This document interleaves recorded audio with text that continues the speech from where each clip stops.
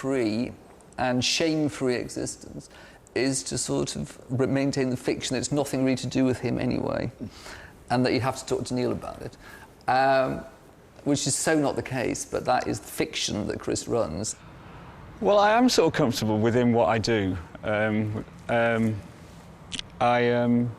very good at switching off certain realities to make a situation tolerable. So I'm very capable of walking onto a stage and ignoring everything that's going on, or I can just put my mind somewhere else. And I think that's how I sort of deal with that. But I don't have this huge, yearning to run on stage and, and say, love me, love me. There was this chap, and I was just talking to him, and we're talking about Arsenal, and I didn't know who he was. And as the conversation went on, I was thinking, I think this is Chris Lowe. But I wasn't sure because he was talking so much, and I thought, no, I bet Chris Lowe doesn't actually speak, does he? You see? No, and also he probably wasn't wearing the sunglasses or the hat. No. So strangely unrecognisable. Yeah. Without his disguise on. At first, of course, like everyone else, I wasn't quite sure what Chris did. But then after we worked together on the record, I understood exactly what Chris did. And so Tom Watkins wanted to throw Chris out of the Pet Shop Boys because he evidently didn't do anything. Tom was convinced. It's a classic. The manager said, you've got to throw him out the group. But it's great, that stillness, because you forget that was a time. I remember Level 42 had a keyboard player, and he'd sit behind the keyboard like this, Shack Attack. And it's so horrible and embarrassing. And you think, stillness. Stillness is great. What have I? Since you went away, I've been hanging around. I've been wondering why. I'm feeling down. You went away.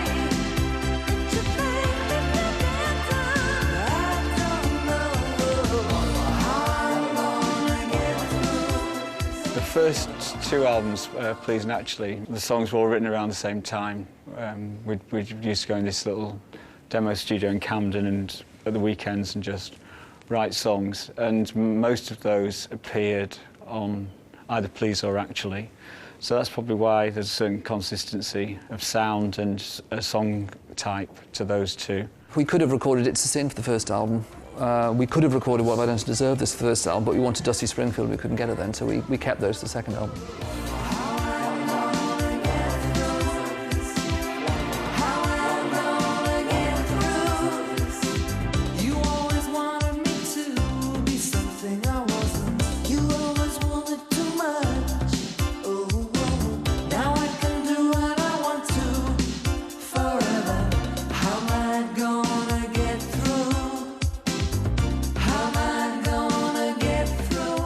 Struggling to get the right sort of pitch for the song, and to get or to get the right feel for the way that she was delivering the song.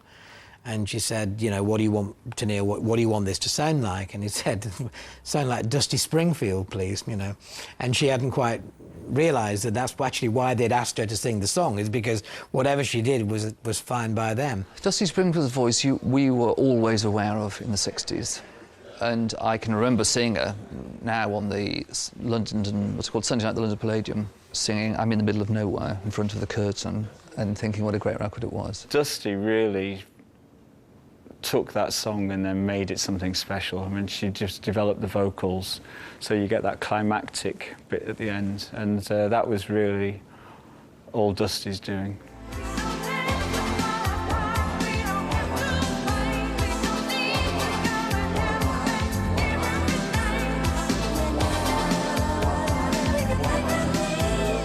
At that particular point, they could do absolutely no wrong. Everything that was released was #1. And it was that real golden period.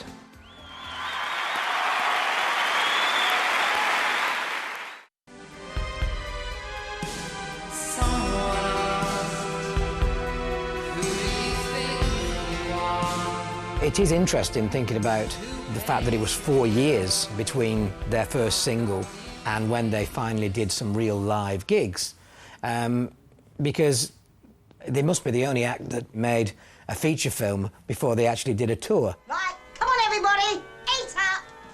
Oh, Chrissy, darling. I want you to eat everything up. Because originally, of course, it was a South Bank show. Jack Bond, the director and writer of We Couldn't Happen Here, we chatted a lot, and I'd forgotten just how much of our lives he'd put into it. In terms of, you know, the seaside thing, being chased by people. So there's a lot of my childhood, and there's a lot of Pet Shop Boys history in that film. If thou would see God's laws with purest light, thine eyes on heaven fixed must be. Good settled course, the stars in peace doth bind. It's a sin. The way that music business works is that there are always ways of doing things which are recognised. There are sort of that you do this, then you do that, then you do that. And Chris and I, from a basic starting point, didn't want to do that, didn't want to operate like that. So we didn't tour, you know, with our first album or second album, whatever. We waited till we sort of had the nerve to do what we wanted to do, which is this big theatrical thing with Derek Jarman. Now Stephen's in the dock for spending money that was earned by Christine, and the prosecution says that money bonds a hole in Stephen's pocket for expensive sins he earns. It may be false, it may be true, but nothing has been proved.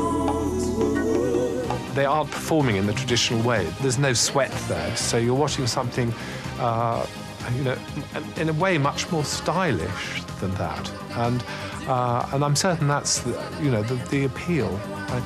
You know, the fact is that when it was all done at Wembley, you were watching almost a great musical.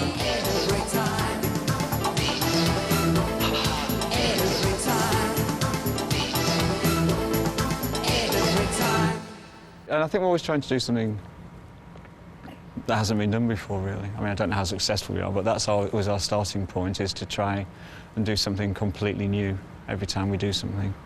There was this huge shift in their style to the introspective album, which seemed to me to be conceived as an album of songs that were ideal for 12-inch mixes.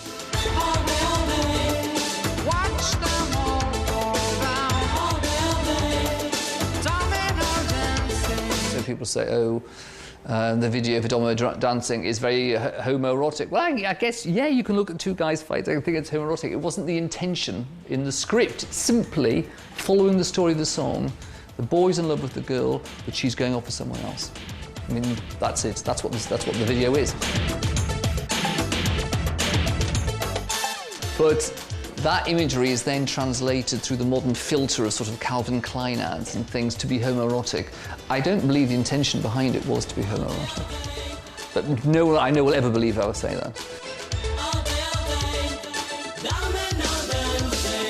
Their popularity really began to decline significantly in terms of their mainstream success with the song Domino Dancing, which was their last top 20 hit in the United States. And the Domino Dancing video, in which two young men were posited as much, if not more, as sex objects as the beautiful young woman in the video, many people looked at that a little askance. After all, the world in the late 80s isn't what it is today. I think in many ways if the Pet Shop Boys had started out today, they would have had much better chance of sustaining success. But I think they were doing something very, very daring back then. But people, if they know you're gay, they will see everything through a gay prism. And I don't think I or we look at things through a gay prism. I don't honestly believe we do. Do I think that being gay has affected them in America? Absolutely. 100%. America is still